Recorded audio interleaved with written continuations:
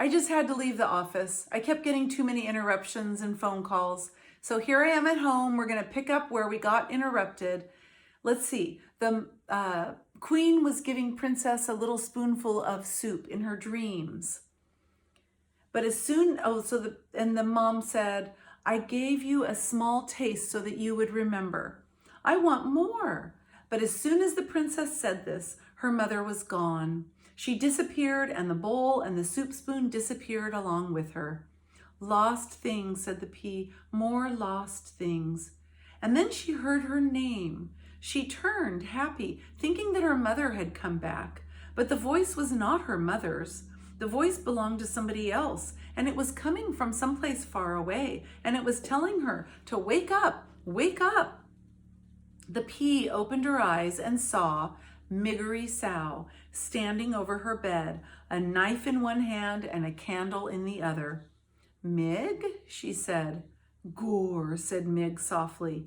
Say it, commanded Roscuro. Mig closed her eyes and shouted her piece. If you does not want to get hurt, princess, you must come with me. Whatever for, said the princess in an annoyed tone. As I've noted before, the princess was not a person who was used to being told what to do. What are you talking about? Mig opened her eyes and shouted, You got to come with me, so after we take some lessons, you some long lessons, and me some short ones, together way down in the deep downs, I can be you, and you can be me. No, shouted Roscuro from Mig's pocket. No, no, you are doing it wrong. Who said that? Your Highness, said Roscuro, and he crawled out of Mig's pocket and made his way up to her shoulder and situated himself there, laying his tail across her neck to balance himself. Your Highness, he said again, and he raised the spoon slowly off his head and smiled, displaying his mouthful of truly hideous teeth. I think it would be best if you do as Miggery Sow suggests. She is, as you can quite clearly see, in possession of a knife, a large knife, and she will, if pushed, use it. This is ridiculous, the princess said. You can't threaten me. I'm a princess. We, said Roscuro, are all too aware of the fact of what you are. A knife, however, cares nothing for the fact that you are royalty, and you will bleed, I assume, just like any other human. The pea looked at Mig. Mig smiled. The knife glinted in the light of the candle. Mig, she said, her voice shaking the tiniest bit. I really do not think, said Roscuro, that Mig would need much persuasion to use that knife, princess. She is a dangerous individual, easily led. But we are friends, said the pea. Aren't we, Mig? Eh? said Mig.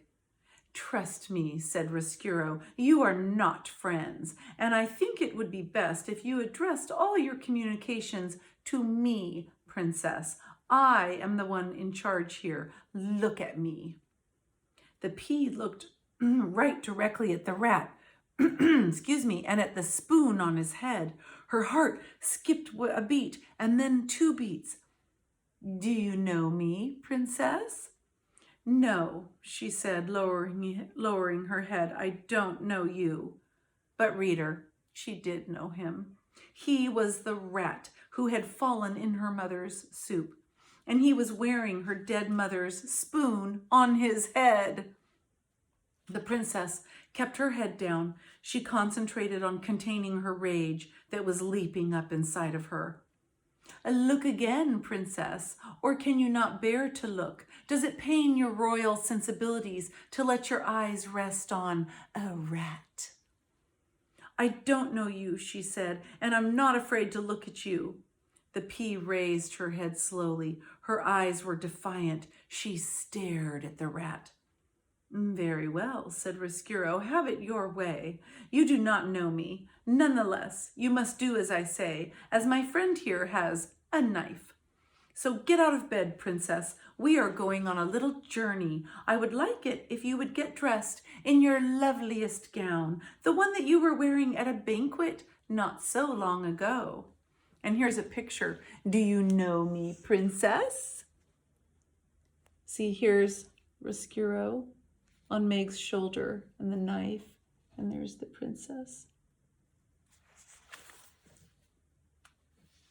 And put on, oh wait, this is Mig, I have to do her voice. And put on your crown, said Mig. Put that on your princess head. Yes, said Rescuro. Please, princess, do not forget your crown. The pea, still staring at Rescuro, pushed the covers back and got out of bed. Move quickly, said Rescuro. We must take our little journey while it is still dark and while the rest of the castle sleeps on. Oh, ignorant, oh, so ignorant, I am afraid of your fate. The princess took a gown from her closet.